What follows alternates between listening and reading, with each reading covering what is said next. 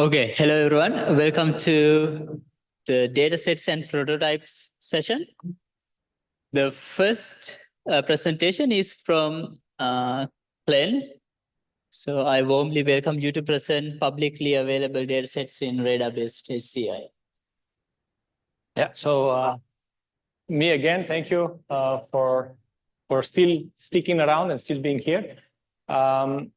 Basically, what I want to talk to you briefly is one important output of this workshop, which is we want to collect information about all available data sets of radar-based interaction. So basically what you see here is a table of available data sets for radar-based human-computer interaction. So these data sets are publicly available, which means that you have access to them and you could try to run your own algorithms on these data sets or do some comparative testings or things like that. So the idea is that each of these data sets probably has its own benchmark, which means that at the moment, the best available algorithm achieves a particular accuracy for solving the problem, but maybe you have a better idea of how to do this better, okay? And this is what we want to do with this workshop. We want to collect information about available data sets so that people can maybe then work upon other participants, because this is not the whole data table. But if you go to this link, you will see that we have more examples of available data sets. But looking at these data sets like this in table is not so interesting. So I have here a few examples of what these data sets include. So hopefully I can show you. So one of the data sets is solids and solid data set, where we have simple sets of 6 gestures performed above the radar when different materials are placed on top. So here is here you see this example of the gesture set, what we have. So you see there are also gestures with a little movement, with small movements, then with bigger movements. And they are done with the robot in this case, so that I have very little variation of how the gestures are performed. We do the ball, which is filled with gel, which has similar electrical properties than human hand. This is plastic ball. And we do it like with the radar because we want to have smallest possible variance of performing gestures while we change the condition of different materials. So that's one set of data that's available, 6 gestures, 74 materials. I think it's roughly 20,000 recordings.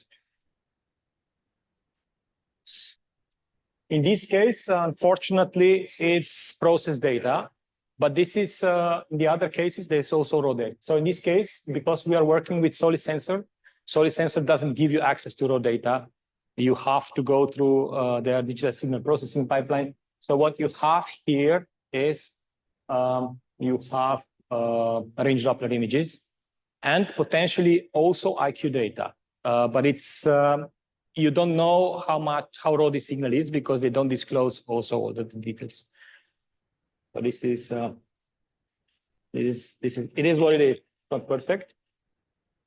So this is the same stuff with solid sensor, but a slightly different situation, slightly different use case.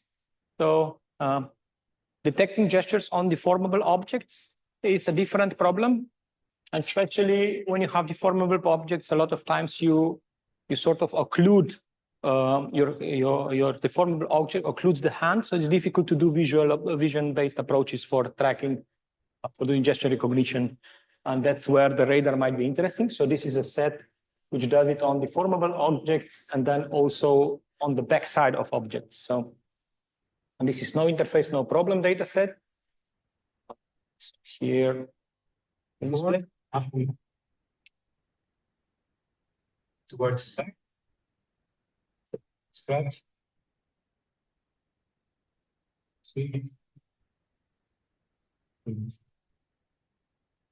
So you see the sensor is placed on the wrist focused towards the hand, and then the hand performs. So it's worn by the user. That's the set. Again, the same limitation is done with solid sensors, so we don't know what we have because they don't disclose completely. We know we have range Doppler images, but again, for IQ data, there is some information about that, but not fully disclosed. Okay, so this is difference. So it's on the object. And you see there are also gestures behind it.